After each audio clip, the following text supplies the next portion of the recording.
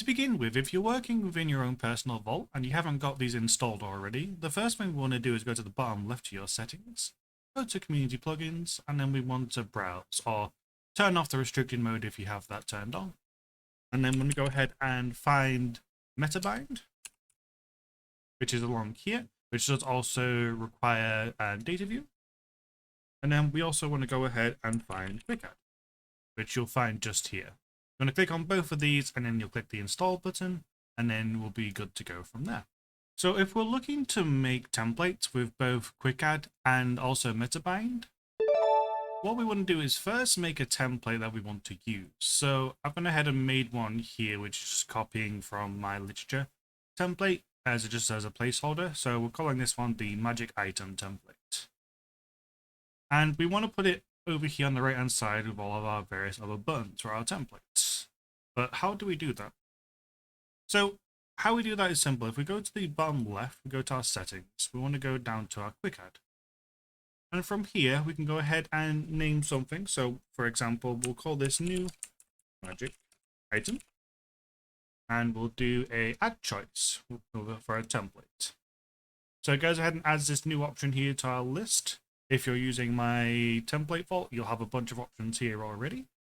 And you'll see that a bunch of these have got a little lightning bolt that's yellow to signify we can call it within commands.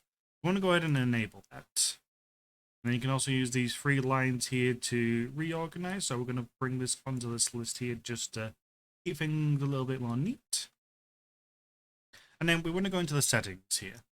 However, before we do, it might be worth, especially if you're using my template vault, to have a look through the various options I'm using and to kind of get the same idea.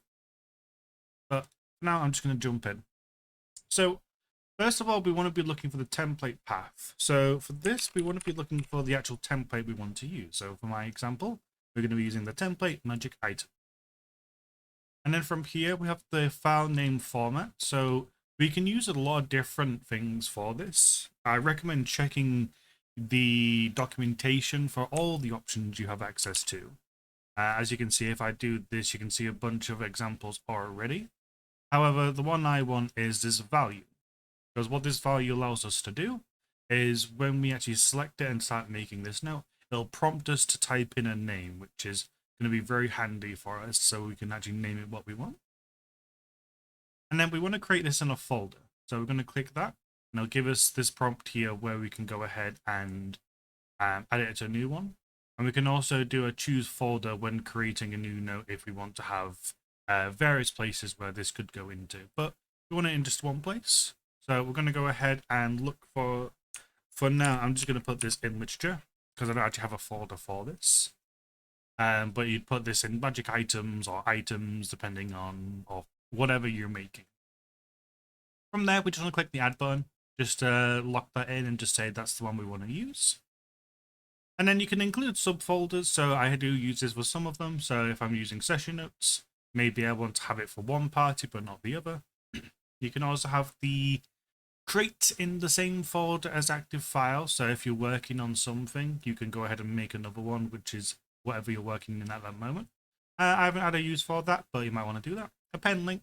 So this is basically just appending the link for the created file to the current file you're using.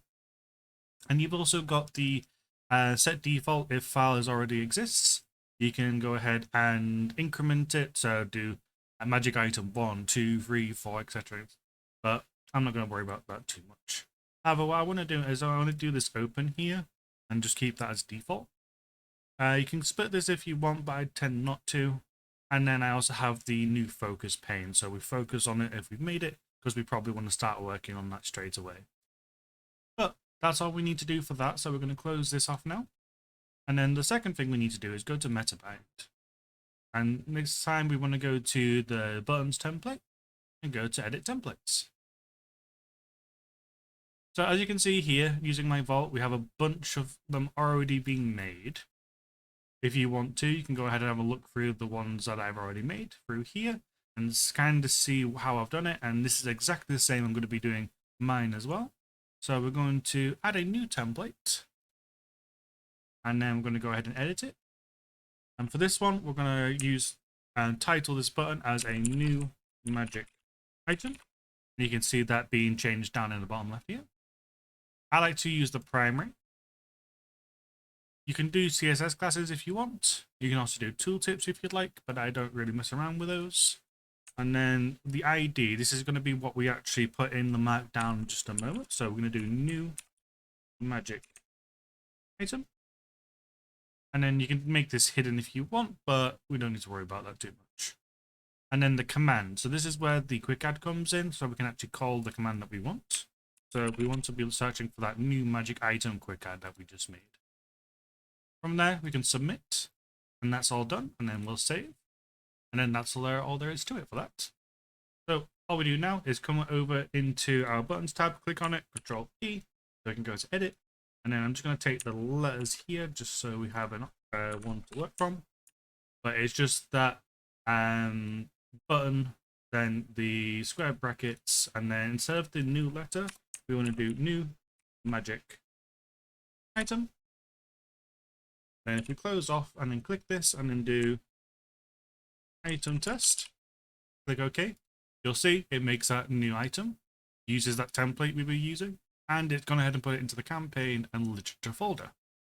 And that's all there really is to all this. It's that quick and simple, and once you've made one or two, you'll be able to breeze through it and make all the buttons you desire. If you're interested in getting a head start in all of this, I highly recommend checking out my Ko-fi, where you can get access to my 2.0 template vault. This is an example using my personal vault, but these are a lot of things you can do with it. You can have a dashboard where you can have your entire party, showing all the current members within there, their session logs, their current adventures, and even relations, so all the different NPCs that they've come across.